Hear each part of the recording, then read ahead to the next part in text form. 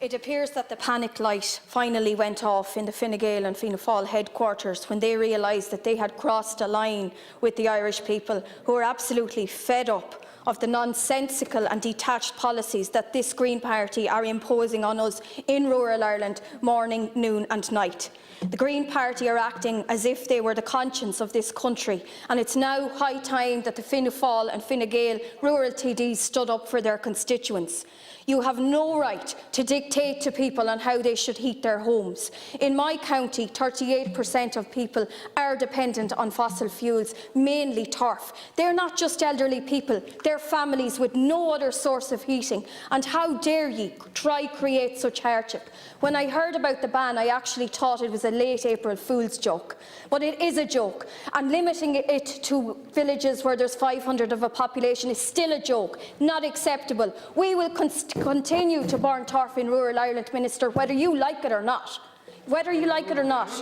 And also, Minister, I also want to make you aware, and I want to make the Sinn Féin party aware, that I did bring forward an amendment with my rural independent colleagues, calling for the government to provide an explicit commitment that they would ensure that the sale, marketing and distribution of turf, either at a voluntary or commercial level, will be permitted on a permanent basis, because we're not giving up our traditions for your vanity project that's going nowhere. We want this permanent. We don't want it kicked down the road by any government or any party. They must make a firm and permanent commitment to the people of rural Ireland. That's what we're seeking here.